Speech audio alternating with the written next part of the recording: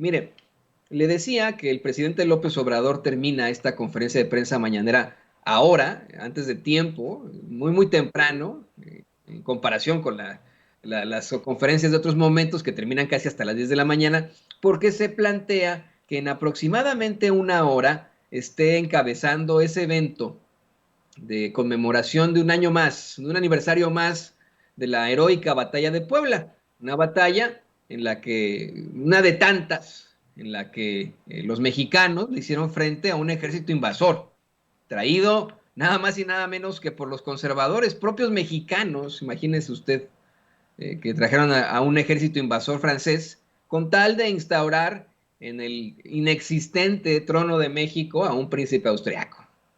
La batalla de Puebla, en efecto, fue una de tantas que se libraron durante la Guerra de Reforma, durante la segunda invasión francesa, pero se toma en consideración debido a su gran importancia en cuanto a precisamente el avance de esas tropas francesas. Acá en Estados Unidos, se lo he dicho yo una y otra vez, acá en Estados Unidos es una batalla que se celebra desde hace muchísimos años. De hecho, varios historiadores sostienen que la primera vez que se celebró el 5 de mayo fue acá en Estados Unidos, en la ciudad de Los Ángeles, California. El gran historiador y analista, el doctor Hayes Bautista, sostiene incluso que se celebra acá en los Estados Unidos esa batalla de Puebla por primera vez, puesto que evitó que el ejército francés se uniera al ejército confederado acá en los Estados Unidos. Usted sabe perfectamente que al mismo tiempo que México sufría y enfrentaba una terrible guerra civil provocada por los conservadores, la guerra de reforma, que libró heroicamente precisamente el presidente Benito Juárez, Benito Pablo Juárez García. Y acá en los Estados Unidos también se libraba una cruenta guerra terrible que buscaba separar a este país en dos bloques, en dos países, y los separatistas buscaban mantener la esclavitud, una situación verdaderamente terrible, inmoral, ¿no? Absolutamente inmoral y cuestionable. Intentaban separar para eso, y los franceses planeaban, según plantea el doctor Hayes Bautista, unirse a los confederados después de su avance por México, después de establecer una colonia en México, imagínense, y pues con esto tener posición y poder en la región, en esta nuestra gran América, en este nuestro gran continente americano. Sin embargo, bueno, no ocurre y es por eso que se celebra en ambas naciones el 5 de mayo. Es por eso que aquí en Estados Unidos lo celebramos, porque hubo obviamente un apoyo de tanto el gobierno de México, el verdadero gobierno de México, el gobierno de Benito Juárez, al gobierno del presidente Abraham Lincoln, para los que lo pronuncian de esa forma, y lo propio, apoyo del gobierno de Estados Unidos, de Abraham Lincoln, con su contraparte del gobierno mexicano, en una verdadera una acción que destaca en medio de pues esta hermandad que verdaderamente existe entre México y los Estados Unidos. Después de que Estados Unidos nos quitó nuestro territorio, no lo vamos a olvidar nunca, que también invadió México. Pero a partir de ahí sí se crea esa verdadera hermandad. Y yo le decía, es una ocasión importante que se tiene que celebrar y le doy este contexto, puesto que las últimas declaraciones del presidente López Obrador son devastadoras para el Partido Acción Nacional. Una y otra vez se ha planteado que el Partido Acción Nacional no es de una derecha moderada, sino de una ultraderecha. Hay autores muy reconocidos que incluso vinculan los inicios del Partido Acción Nacional a la Unión Sinarquista, que fue un movimiento fascista de ultraderecha en México y que simpatizaba precisamente con la Alemania nazi de Adolf Hitler.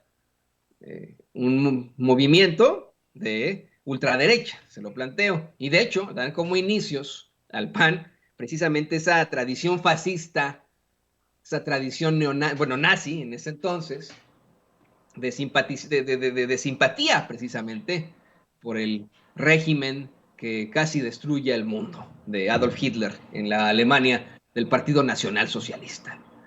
Hoy el presidente López Obrador exhibe en su mañanera que una senadora del PAN, de la cual no dijo su nombre, lo denunció alegando que hay un conflicto de intereses porque los está ayudando como asesor honorario Daniel Chávez, este empresario hotelero que no cobra un centavo, pero que asesora en cuanto al Tren Maya, que asimismo un diputado del PAN, del cual tampoco dijo su nombre, le exigió que justificara por qué. Hablaba de que eran traidores a la patria. Comenta el presidente que la consejera jurídica de presidencia le recomendó, le aconsejó que ni le contestara a una ni al otro, que no le contestara a ese diputado. El presidente dijo, no, claro que le voy a contestar y lo voy a fundar con la ley. Claro que le voy a contestar y les voy a fundar por qué si son traidores a la patria esos diputados y diputadas que votaron en contra de la reforma eléctrica.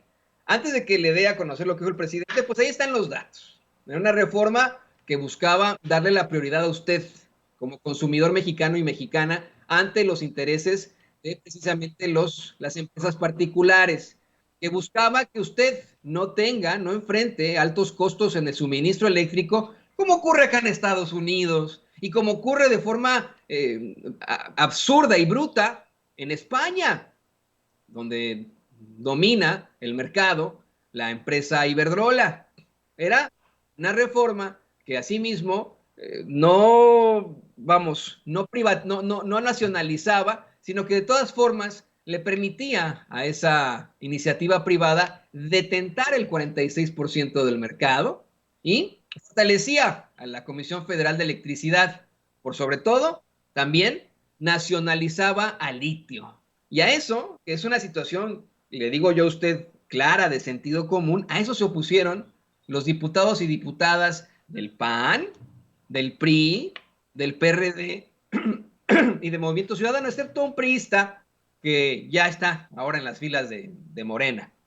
Pero todos los panistas, todos los priistas, todos los emesistas y los muy poquitos perredistas que quedan, se oponen como traidores a la patria a esa medida, a esa reforma. Se necesitaban, usted lo sabe perfectamente, tres cuartas partes de la Cámara de Diputados, de ese cuerpo legislativo, y no se consigue. Afortunadamente había otras estratagemas, no sé por qué se me está yendo la voz por ahí, estoy aplicando la Lolita Ayala, le ofrezco disculpas, pero se me está yendo la voz. Le decía, se necesitaban tres cuartas partes de ese cuerpo legislativo, de los votos en ese cuerpo legislativo, y no se consigue. Y miren, hay que ser verdaderamente claros. En eso, en una situación de sentido común en pro del pueblo de México, votan estos diputados y diputadas. Por lo cual, evidentemente, claramente son traidores a la patria, porque no votaron a favor de los intereses de México, de usted que nos ve y que nos escucha. No votaron a favor del pueblo de México, votaron a favor de las empresas, votaron a favor de los intereses extranjeros. Eso los exhibe claramente como traidores a la patria. Y el presidente da el contexto de cómo se fundó precisamente el PAN. Dice, a ver, el PAN se crea porque no les gustó que el general Cárdenas nacionalizara el petróleo para el beneficio de los mexicanos.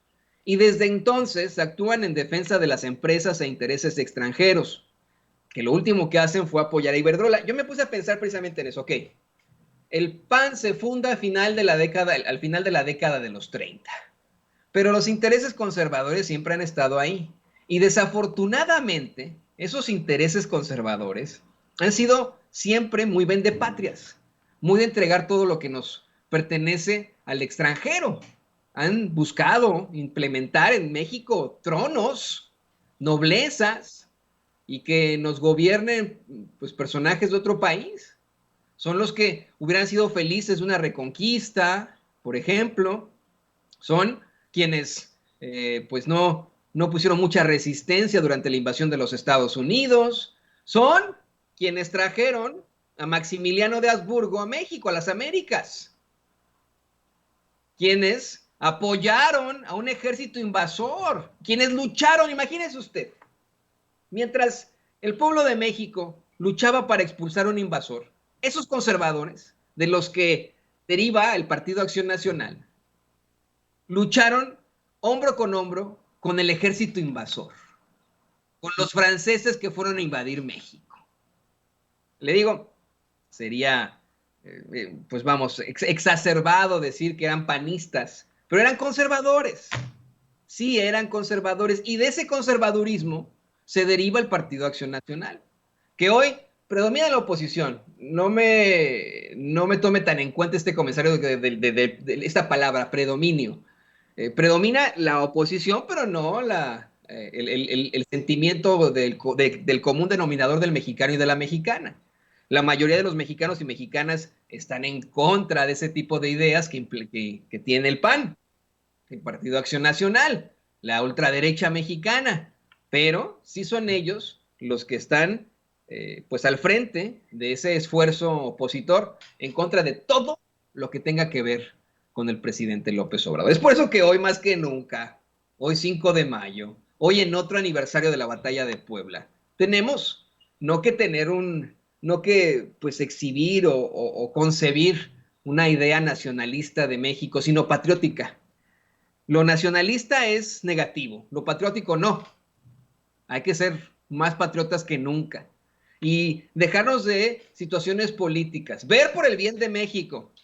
La transformación de México lo ven estos como una situación verdaderamente política y electoral, cuando en la realidad, y de eso estoy convencido, es una situación mucho más complicada y mucho más profunda. La transformación de México busca acabar precisamente con esa corrupción que nos ha destruido, con la impunidad. Busca establecer un nuevo status quo en todas las cosas que tengan que ver con México. Busca establecer la democracia por sobre todo. Busca que exista esa igualdad y, por supuesto, justicia social. Situaciones que, insisto, en estricto sentido y por sentido común, son positivas. Pero a esos del PRI, PAN, PRD, Movimiento Ciudadano, no son conceptos aceptados, a pesar de que estamos hablando del sentido común, que todos los hombres y mujeres sean iguales en México, que exista justicia para todos, que todos puedan aspirar a una vida mejor, que todos puedan luchar por la felicidad, que todos tengan la libertad. Imagínense, a eso se oponen estos cuates. Pues bueno, allá ellos. Y le pido a don David